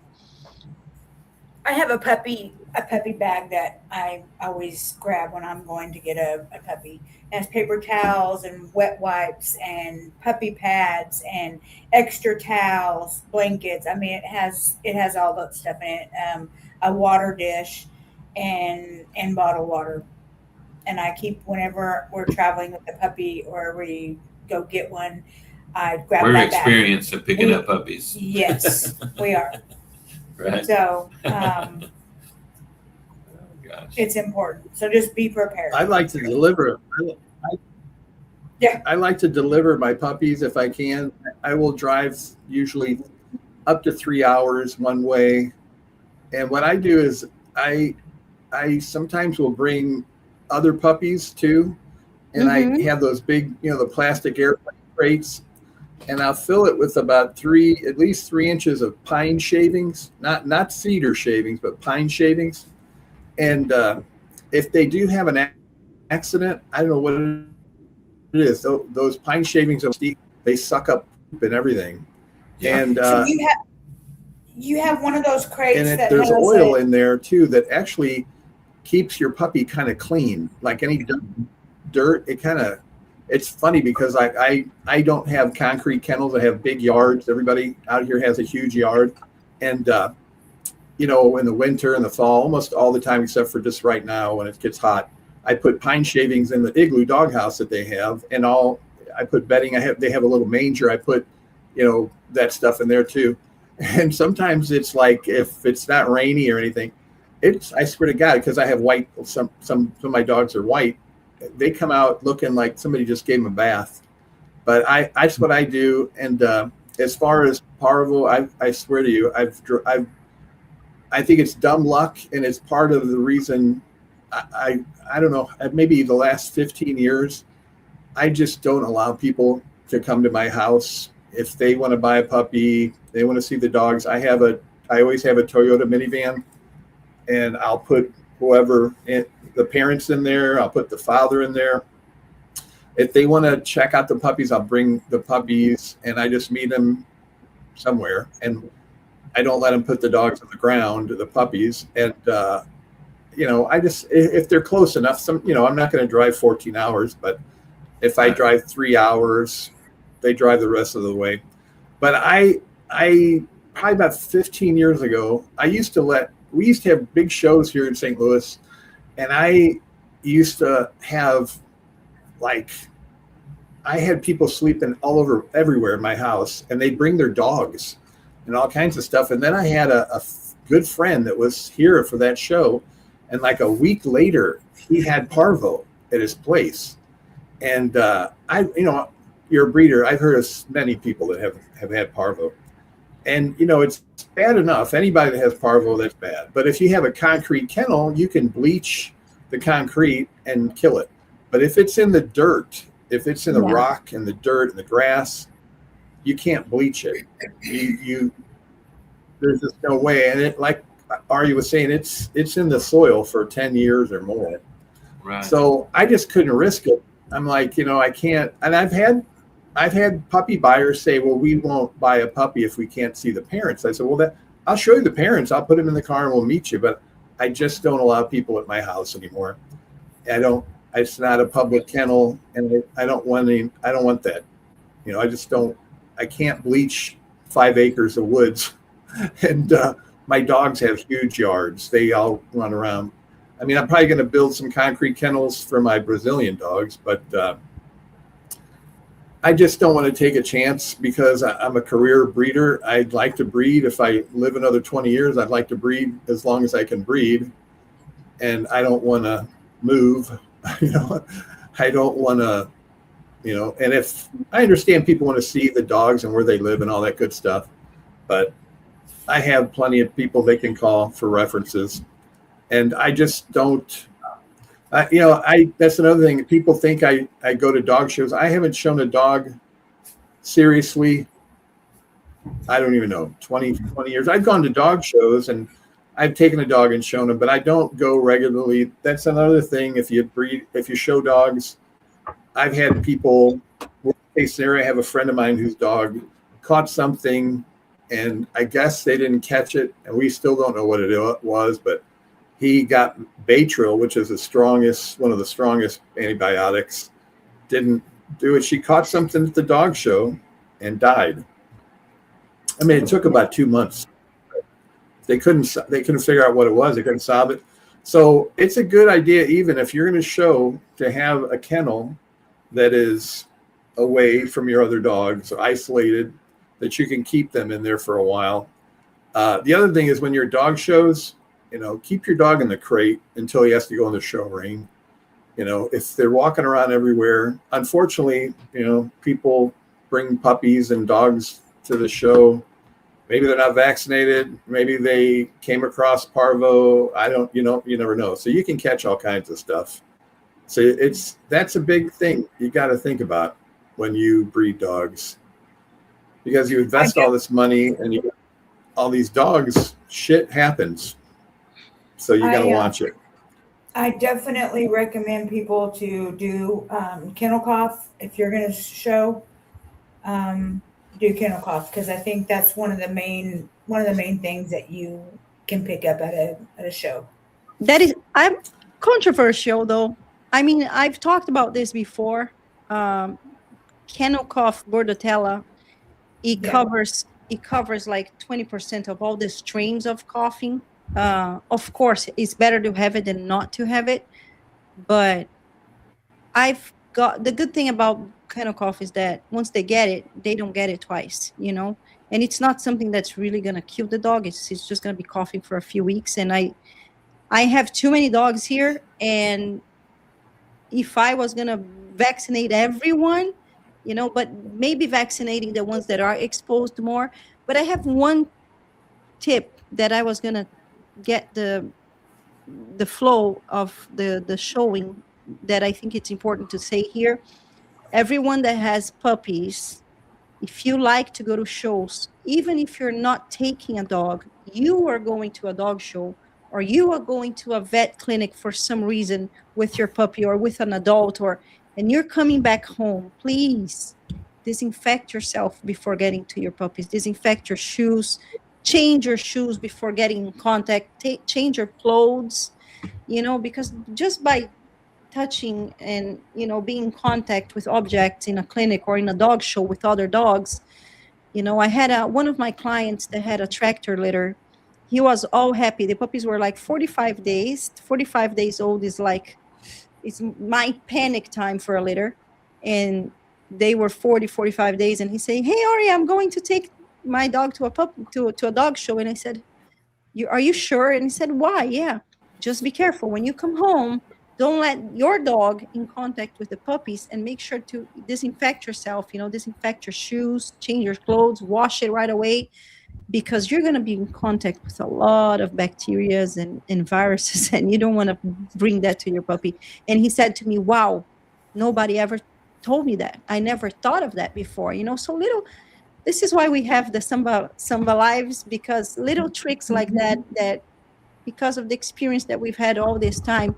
And I made a lot of mistakes. I don't want you to make mistakes. And if I can share a little bit of the experience with us, we're not saying here that everything that we say is super right or correct, or, you know, it's what we've learned by experience. And we just want to share this experience with you to maybe save you from having bad experiences that like we did before, because we didn't have the Samba Life back then, you know, with somebody teaching us. So guys, I think that's it for tonight. I see that. You know, it's not even dog shows. Go ahead. Yes, Vito? It's not even dog. Oh, I thought we were freezing up. And it's not even dog shows, because a couple of years ago, I had a puppy with me socializing, running around. I stopped at my sister's house, and my niece, Lauren, was there, and she has this Australian Shepherd called Lebowski. He was a young dog, and at that time, they didn't have kids, and they were going to dog parks, and I think they even had doggy daycare with him. And I didn't think about it. I let my pup play with him, and I came home. A couple of days later, he had kennel cough, and it ran through. I had like 4 of the puppies I was raising, ran through all of them. And I'm like, you know, what the hell did that happen? Well, it was from Lebowski, because he's in the general population at dog parks and stuff. You know, that dog parks, doggy daycare, and the vet clinic. It's just a smorgasbord of viruses and all kinds of crap, parasites and all kinds of things you can get. Wow. Yeah, I think Vito's internet is it's going slow. Yeah, it's kind of lagging a little bit. But so is there? I see everybody. Yeah, kind of just a general question. Is there an age limit? Is it just puppies, or can it be any dog that can get kennel cough, like from shows and out in Anybody. public? It could be Anybody. The good thing is that, and you don't have to be in dog shows to get kennel cough. Right. When you have I know a lot of breeders, especially when I was in Dogos. I used to go to a lot of kennels all over the world because I traveled, and my thing was visiting kennels. I've seen kennels that were like 60 kennels together, 60 dogs, 80 dogs. And one of the things that I learned with these breeders that have a lot of dogs, they always say that when you have a high number of population and the hygiene control is not on top. So I remember one of my friends in Argentina, he said to me, he was impeccable, like his kennels were impeccably cleaned. But he had a helper, and he said, Oria, the guy got sick, and cleaning, we need 3 people to clean the 60 kennels every day, 3 times a day. And one guy got sick, and the other one had a flat, whatever happened. So in 1 or 2 days, they were limited to one person for the 60 kennels, and shit just got messy. And then 3 days later, everybody started coughing. 5 to 10 days later, because it takes a little longer, everybody started coughing because, a concentration of a lot of dogs. And if the hygiene is not maintained on top, that is also a way of catching, kennel cough. It's not just from the shows. It's a high, you can get it here too in your own yard, if it's highly populated and something goes wrong, or I don't know if it has to do with the rain. And I know that giardia is something that I have a lot here because of the area. We have one of the worst soils in Texas. There's a lot of the water brings giardia. In Brazil is the same thing. The giardia is something that the dogs have to get used to having to get kind of like immunized or create antibodies for the giardia. Even though it's a protozoan, they get better as they age, but they all get giardia in Brazil.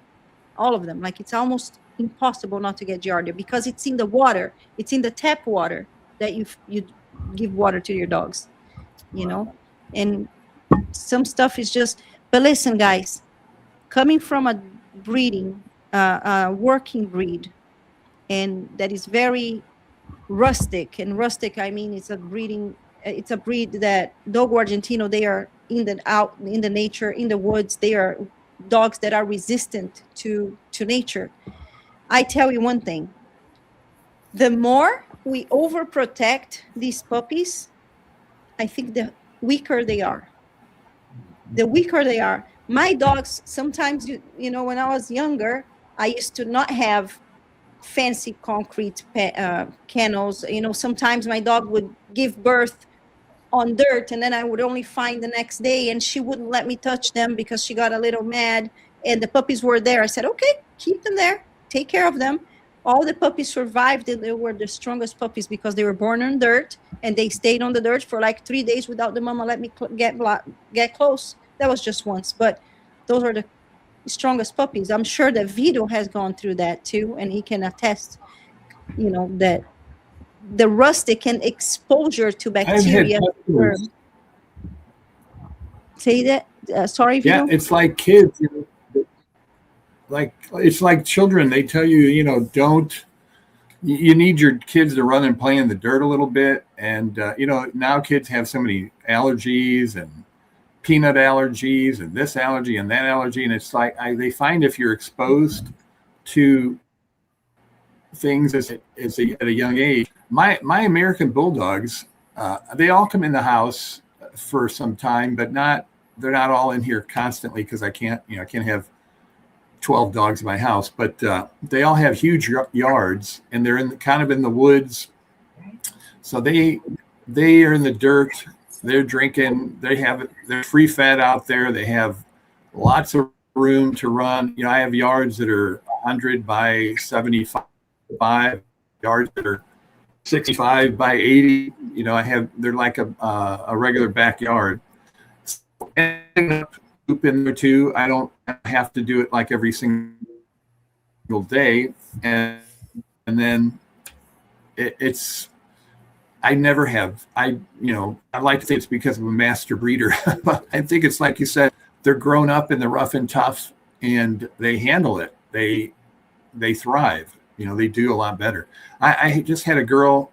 I love this kid. She got a dog for me. She's a good example of somebody when she first called me, I was like, I don't know. She's getting a divorce. She's a young girl. She has 2 young kids, and she wants this dog. And she just seemed real conscientious and smart and a good kid. So I sold her the dog, and she's turned out to be the best. I mean, fantastic. If I had to do it over and she didn't have the money, I'd have given her the dog. She's such a good owner. But she just contacted me and said her dog has foot allergies or something. I'm like, I have two of his siblings, and they've never had anything like that. Matter of fact, I don't have any of my dogs have that. But I find that sometimes I don't know what it is. If it's from living in the house on all kinds of artificial.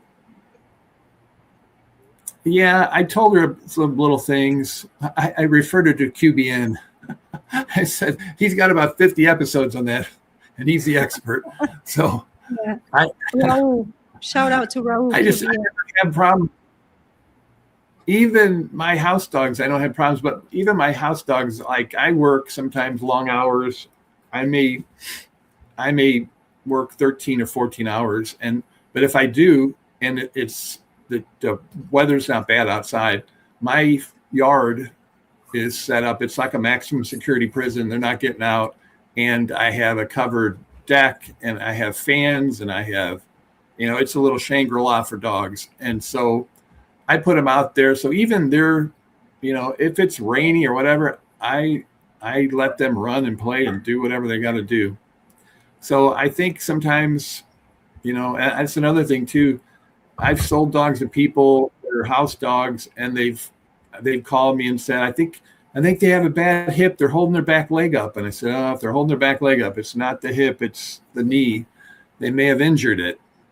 And sure enough, they tear the cruciate tendon in their knee and all that stuff. And like I said, I have litter mates to those dogs, and I never have that problem. Never. I mean, never. I've never had surgery. I've had dogs hurt their knee a little bit, but I crate them for a while and it grows scar tissue and they're fine. I've never had that surgery done. But when the dog is outside 24/7, I usually have a male and a female together. They're playing 24/7, and they're running and jumping, and they're doing crazy stuff, especially American Bulldogs. So I don't know, it builds up the tendons, it makes the bone more dense. It's like anything. Humans that work out, humans that endure a little harder pressure in life, they adapt. They grow muscle, they grow thicker tendons, they're stronger. All these people, now that I'm older, I hear all kinds of stuff about longevity, and you're like, this village in Italy, the people live to be 100, but they walk every day. They walk a lot every day. They walk after every meal. They eat natural foods that they cook themselves. They don't eat McDonald's, and they work. They got to work hard. They're not super privileged, wealthy people. So sometimes we hurt our dogs by pampering them too much. Absolutely. Sometimes 100%. That's the main thing. Absolutely. Hey, Vito, you're talking about the girl that bought the dog from you, and she's having some issues with the dog's feet. It might be cleaning products. People sprinkle that carpet stuff on their carpets and they vacuum it, or maybe she's using something that the dog's allergic to. Just like people, sometimes you can only use certain detergents, you can't, or certain soaps or whatever. But I've found that sometimes cleaning products can have an effect on certain dogs too. For sure. So you might want to just mention that. I sent her a video from. Yeah, I sent her one of the videos from Raul, and I watched part of it, and it's like he's got 4 stages. You squirt water and certain, vinegar on their feet for this stage. If it's worse, you do this, you do that. Like I said, I've never done it, and I hate to say my dogs, I don't, my outside dogs, I don't give them a bath every week. If they get a bath, it's because they're nasty and they're going to come in my house, so I give them a good bath. Sorry. I just pinned a customer, one of our people here watching from in Instagram. I just pinned his comment about this. It's Westchester Bullies, and he said, "I was washing my dogs weekly and had to cut it down to every 2 weeks because they were breaking out with dry patches." Mhm. And Yeah. we were just talking about this. I barely like to give them baths, especially I learned with the doggos, they have a natural protection that if we Yep. are washing them, it takes the natural protection from their coats, Yes. and it will be more susceptible to Yeah, you wash all their natural oils and stuff off their body and their skin and everything, and it becomes an issue. Yeah. so yeah, you don't, unless you need to bathe them, I wouldn't be bathing them as much, of course, like Vito was saying. Thank you. Sorry, Vito. We have a question. Did you see the question from Taylor Twardy? No, let's put it down here. It's the last one here. Is there any I'm probably difference not the. in training a Brazilian bull versus an American bully? I have an American now, but with Enzo, my Brazilian, I'd like to be ready way before. You meaning training? You want to be training them? I think you're going to have an easier time to train your Brazilian. I don't know how your American bully is, but I mean, the Brazilians are super easily trainable. That's what we were talking about, right, Vito? You find that your Yeah, flex is Flex is. I don't know. Like I went swimming today at my sister's house, and he did not want to be in the water. I put him in twice, and I didn't push it. But I thought, oh shit, I'm not going to be able to swim for very long because my sister's yard, there's like an 8-foot wall he could jump off of. There's a lot of stairs. He just went under the cabana and just laid there. I mean, and then I thought, oh shit, where's he? I didn't see him. He got behind one of the things and slept. He slept and slept. So I was like, geez, these dogs are easy. If I had an American bulldog, they'd have crapped on everything. They'd have chewed all their flowers. They'd have jumped off the wall and broke their neck. They'd have, climbed the fence and beat up the neighbor's cat or something. They're just a lot more driven and stuff. Whereas, and even Ella, I was talking tomorrow, I'm going to go back over there after work. And I thought I'm going to bring Ella, see how she does. And Ella's the same way. Like she's up my butt, like she's a Velcro dog. I wear flip-flops in the summer all the time. And that they do the same thing. They get right behind me and they step on they're so close, they step on the flip-flop. Yes, and I'm yes. like, get back. And it breaks your flip flop. Like, Yeah. You're right. I don't even, Flex, I don't even put a leash on him. I need to put a leash on him and start walking him a lot more. But he just knows. He squeezes through the gate. I lock the gate. I walk to my car. I open the door, and now he jumps right in. And Ella, I'm not so sure. She doesn't ride as much as Flex has, but she's up my butt too. And I mean, if I even look at her funny, if I'm not even mad at her, if I look at her funny, she crushes her. Of all my dogs, she is the most devoted, loving, just perfect. Ella She's is the maybe tractor not. and Hannah's daughter, guys. But for the ones that don't know, Vito talking about Ella. And we have a brother. Yeah, she's Riggs. So, yeah, and he's the same way. He is the best dog ever. And talking about leash and lead training, it's important to say, I find that with puppies, the sooner you start them on a leash, the better. New owners, if you have a hard time with having them on the neck, start with a harness because they do a lot better in harnesses than on collars. When the dog doesn't like the collar, they're always pushing, and I usually use a harness. Now, going back to Taylor Twardy, he says training or feeding, anything different. I've had both. I've had American bullies and I've had Brazilian bulls. What I'm going to tell you right away, feeding, it seems like the feeding in the XL bullies, you always got to overfeed them so they keep their weight and their looks, we want to see them chubby puppies. With the Brazilian, their main traits is the muscle tones and the athleticism. You don't want to lose that. If you have a fat puppy, you will lose the muscle tones. You're gonna hurt their joints because of overweight. So one of the things that we were talking about, when you get a puppy, is also the feeding is so important. Make sure that you follow. If you have a kibble, there's always a chart on the back of the kibble that will show you the approximate amounts that you should give to your puppy. Try to not overdo that too much, because that is a balanced, studied um, chart for the nutrition that that kibble is providing to your dog. I don't ever look at those things, but if you are a new buyer and a new owner and you don't have a clue, make sure to follow that. That's why it's there. I usually go by eye. If I see that my puppies are getting skinny, I put more food, and if I see that they're getting too much, I reduce it. But also the level of protein. This is crucial on this breed. Very important. Very important.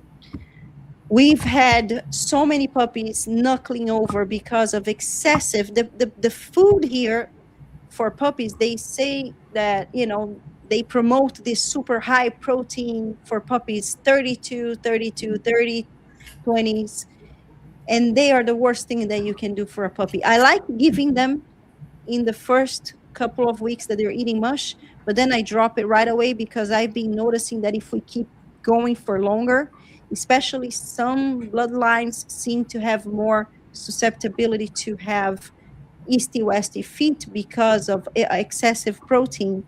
And this is why we were saying to you guys that the first 2 months of a new puppy in the house, it can determine so much when it comes to even to the structure of the puppy. You can overfeed protein or overfeed food, and they are too heavy. It's going to hurt their ligaments.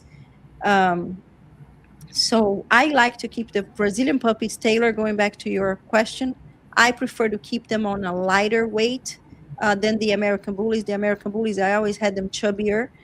And even though I didn't like that, I never was for it. But they just look a little better. And when you deliver a puppy to the owner, the Bullies, they want the chubby ones. They want to see the skin and the fat. Now the Brazilian Bulls, we just want to make sure that the puppies are in a good body score, meaning you're not seeing the ribs, or you're not seeing the skin too dry. You want to see that they have a good body score, but they still have athleticism, and they're agile. They're not, I prefer to keep them on a lighter weight. I think Vito is the same. Yeah, I like a lighter weight too. And I will say this with the Brazilian puppies, you see the Oh yeah, parents, I like to raise and them they're huge. slim. And the parents are huge, and you go and you pick up your puppy, and you have this little puppy, and you're like, whoa, like this puppy doesn't look anything like the parents. Like what, and Ari's like, it's the blood. Trust the blood. They'll get there. This dog's gonna be huge, when he's full grown. And I'm just like, I don't see it. Like Tony would be like, is he ever gonna grow? And now he's just, ooh. You can definitely overfeed too Yeah. fast, too quick. Yeah. Especially like Didi said with the Brazilian Bulls, because you expect that big growth like the XLs, and they grow at a totally different rate. Mhm. They don't put weight on like a XL. It's a totally different growth pattern. Flex is growing like crazy. In the last 2 weeks, I had a collar I didn't put on for 2 weeks. I had to loosen it up about 1.5 inches. Mhm. It Yeah, was too Boogie's- tight. I'm like, what the hell is it? He's Boogie's built like going through the same an thing right anvil. now. Yeah. Yeah, he's going through the same thing right now I don't know too. what. They'll be 5 months the 23rd of this month. So I can see there's a huge growth spurt going on. Yeah, mine too. Cash flow too, and Pele and the girls, they are going, and they're tall. They're so much taller than my other litters. Like they're very tall. But yeah, and one thing, guys, just to close it up, because I think that we are more than 2 hours already, 2 hours and 4 minutes on this live. See, the time just flies. Yes, Savannah, just answering her question very quick. Is it correct that Brazilian bulls take longer to develop than American bullies? 100%. These dogs are the latest blood you can imagine, and the surprise factor is, I think, the highest in all the breeds. They are the breed that, me as an experienced breeder, I made so many wrong choices in the beginning because I wasn't expecting, and I let the best puppies go, and I kept it took me such a long time to understand this breed. Even though I haven't been in this breed for a long time, I've seen a lot of puppies and I've had a lot of litters. And this is what I love about this breed, is the surprise factor, because you have no idea that little puppy, and the puppy that we have the thumbnail of the live tonight is Tractor. That little puppy that's, terrier looking and skinny and small, all of a sudden pops, and the head and the muscles, and it's crazy, and I love it. Yeah. So guys, just to close this live, thank you again for everybody that's been here. I think that the main word for having a new puppy, whether you're a breeder or an owner, is patience. Being patient with everything, with the training, with the potty training, with the pooping, with the feeding, give them time, and with the development. You don't want to overfeed your puppies. You don't want to see them fat at 4 months old. You want to see them healthy. You want to see them playing. You want to, be patient. That's the main advice that I can give you as a new owner. And thank you guys for being here. As usual, it's very entertaining for me to be here, and I hope that it is for you too. So make sure to subscribe if you're not, and to ring the little bell that we have on our Samba Kennels YouTube channel, because every time that we are live or that we post something, you're going to be notified. And like I said, it's going to push the algorithm to bring more quality content for you, not only from Samba Kennels, but also from our friends that do a great job passing along information, like Raul from QBN, like Sumo Bully Kennels with his lives and information that is so important for us to become a better pet owner and a better breeder, if that's what you decided to do. Thank you, my family. Thank you so much for being here. Thank you, everybody. Thank you for being with us. Again, it was a pleasure. If you guys have any questions, make sure to send them to me by the email that you see on our screen. We do have some puppies available on our website. It's sambakennels.com, view puppies. And any questions, like I said, I try to answer all the messages that I get. If I get an email, it's actually better. It just might take a little while for me to answer, but reach out to us and to any of the Samba family members. We're always going to be here to help. Vito, you have a great night, my friend. You look amazing in the Hawaii shirt. I feel like a wet noodle. I need a shower. I made it here just in time. Good night, everyone. I'm going to leave you guys with a little bit of music as usual, so you can... Good night, Ish. Good night, Ish. Thank you for being here with us. Ish. Good night. I'm going to have to check out Ish's mandibula female. Yes. Wow. Good night, everyone. Vito, I think Oscar is, he got busy there. So good night, Oscar, if you're listening to us. My dear Tony and Didi, good night. Ryan, if you're watching this, happy birthday, my brother. Yep. Yes. And we'll see you again on next Thursday. Thank you for joining and listen to some samba songs. I'm going to release an album very soon. So Good night. Good night.